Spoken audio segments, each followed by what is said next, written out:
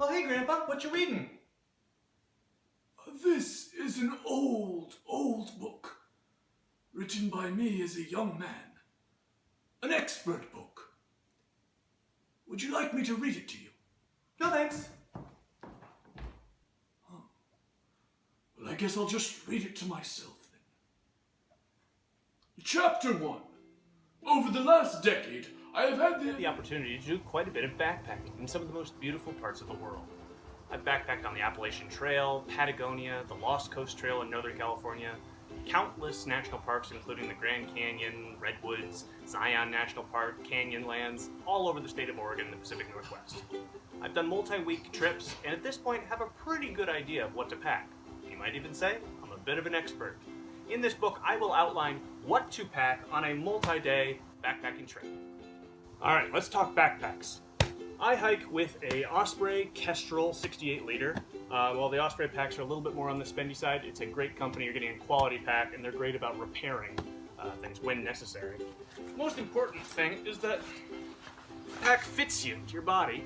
You can adjust the straps. You want the majority of the weight sitting on your hips rather than your back or shoulders. And you want it really to mold to your body, something that feels good. It's not uncommon to be hiking with 30 to 40 pounds for a multi-day backpacking trip. When hiking in general, when it comes to clothing, the name of the game is layers, as you can always shed layers as you warm up. I look for clothing that is lightweight, breathes well, and dries fast. I always bring a rain jacket, just in case. I would recommend bring a fleece or some kind of puffy jacket for the evenings.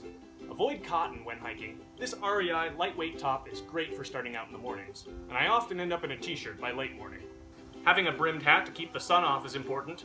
I am a fan of these Patagonia baggy shorts, which are lightweight and dry fast. And then these vast hiking boots I've had for quite a while they have a little bit of wear and tear, they have held up well. Alright, let's talk tents. I pack a Marmot Limelight 3-person tent. It's a little under 6 pounds, which isn't extremely light, but light enough to bring on a backpacking trip. It is comfortable for 2, but physically you can fit 3 people in it. And I've gotten to the point where I can set it up pretty quick.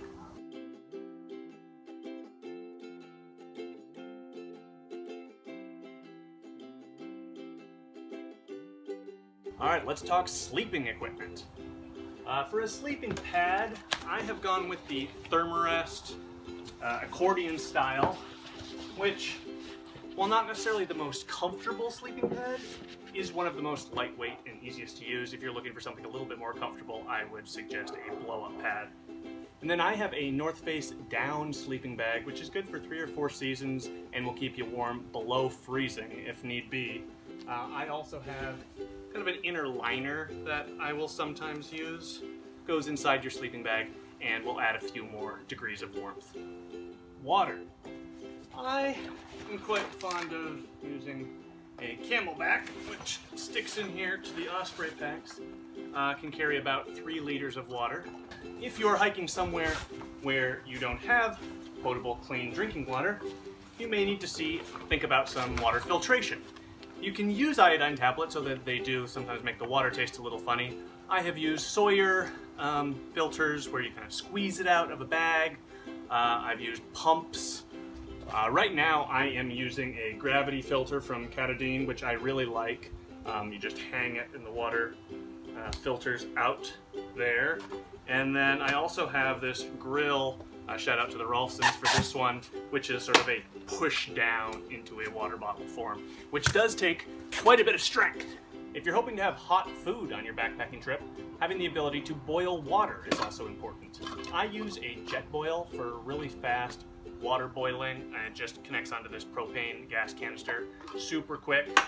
And then having pots for eating or drinking vessels, and then I also have a little propane stove that I'll use for heating that, and again connects onto this propane canister and you can boil water on there relatively quickly as well. In terms of food to pack on a backpacking trip, you can find a wide variety of pretty tasty freeze-dried foods at any kind of outdoor store. Foods like ramen or instant oatmeal or tuna in a pack are pretty good backpacking foods. What other kinds of items might you want to bring? First aid kit, a knife, a towel for drying things or cleaning up messes, a headlamp, sunscreen, utensils to eat with, bug spray, soap and hand sanitizer, roll of duct tape, a lighter or matches, a hammock can be nice, and don't forget your trusty trowel for digging cat holes.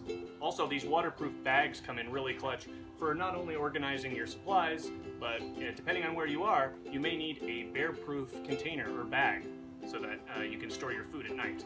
And that brings me to my final chapter of this book, entertainment. You're going to be spending all this time out in the woods. What do you want to bring to entertain yourself? Having a deck of cards is always nice. I like keeping a journal when I'm on a backpacking trip, and depending on the trip, you might want to bring along some music. This has been my expert book on what to pack on a multi-day backpacking trip. All right, I'm off.